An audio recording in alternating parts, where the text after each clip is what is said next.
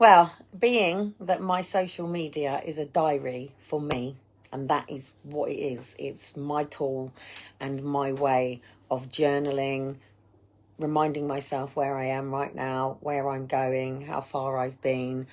This wasn't what my social media started to be. It wasn't why it was first created. But obviously that all changed the day that I posted, they've got my kids, social services have got my kids. And that was in the same year as obviously getting to the level, as you can see, Unleash the Power Within, London 2012. So that was that year. So literally that year I was where I need to get back to now. And we've been out today and we've been at the walk that we do. And I'm glad that we did this walk because it's the right walk for the dog at the moment and it takes us right down to the seafront. So we have literally 3 parks all the way down to the sea, and that can take us a whole day. If we go out at about 10 o'clock, it will bring us back home for about 4 o'clock if that's what we wanted to do. And what was so lovely about today is it wasn't just all the under 2s on the park. It was mixed ages on the park. It wasn't a rush Saturday. It's not a big, massive, it's Saturday and all of a sudden the world exists. It was lovely because every step that we went, it was very peaceful. It wasn't overcrowded. We had, only 4 or 5 kids playing football. The teenagers out, the students out, the university students out. And it was lovely. And this is how the world should be. It really is how the world should be. And as our family independent, you know what a bubble is now, yeah? So you know what a family bubble is. And that's the bubble that we should be moving around in and not bursting other people's. And it's like, I can completely switch off and ignore what I have to do. But to get to where I've got to, I can't. And I can't allow for people to violate my boundaries, violate how I'm treated. Most people who run social media accounts in this world, you don't even get to speak to them. There's management teams in between them. There's security teams in between them. And when I used to go to festivals, you've got the Christian festivals and then you've got normal festivals, yeah? And then obviously you've got the unofficial festivals. Within the normal festivals, when you've got, say, the likes of, I don't know, take Drake for an example, yeah? You're not going to talk to Drake. You're not going to talk to him when you're at a gig. Take Victorious or something like that. You're not getting anywhere near them people. They've got crews in between them. They've got managers in between them. And their family are 100 miles away from the audience, literally. You're not in their life. You're not affected. Media can say what they want about them. People do what they want. And they keep that hierarchy for a reason because of people like this website thing, because everybody has somebody like that. Every person has somebody who is adverse to what they are doing. Every person has a person who is opposing what they're doing. They might never meet, which is really sad, because actually you'd work out that yin and yang works quite well.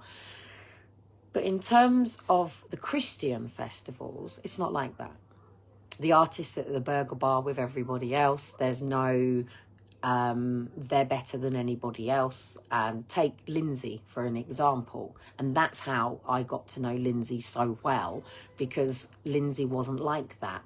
And he would play basketball with Liam. He was quite happy to potter around with Aaron and Faith, and he was quite happy to give Daniel a bit of a time out on the skateboard and things like that. In the other world, it's not like that, because it's ego driven. It's super ego driven. And I don't know if people talk about the ego, but I don't think many people know about the id and the super ego. And it's like today, as we were walking down, obviously I've seen Alan today, and Alan's really not in a good place. He's actually sad, and I've never seen Alan sad. Alan fakes it. And a lot of people will fake it when they're not feeling too good. But today, Alan was able to show me that he really is sad. His friend's had a heart attack. He's in a coma. They're not even going to take him out the hostel and take him to the hospital. He's being left in the hostel to deal with it like this. And Alan was genuinely sad. And we got down to go to the last park, and all of a sudden the wind hit us, and even the boys didn't want to go down to the sea today. And as I was walking back, I thought, why am I here? I know where I go for the winter. Why did I not leave on the 23rd like I should have done for winter? And my family would be literally snowboarding. They've got lovely little nurseries and schools and stuff in places like that. In a minute you can, darling. I'm just going to finish some bits up. Yeah, and you're going to give me 5 more minutes. We're not going to have any problems like yesterday, are we? No. No, so go and finish watching, and then I'll get it ready because you want to do some baking before bed. Yeah, so go on then, go. Yeah, go on then quickly, or it's not going to happen. Go now, or it's not going to happen. Now, or it's not going to happen. I'll tell you something. Shiloh, I'll tell you something. quickly. Mum, how's that saying that bugs staying down? Yeah, please, Mum. Yes, okay, you can take that with you then. Go on then, because I'm going to be only about 3 minutes. Yeah, go on then, take it. I'll be about 3 minutes.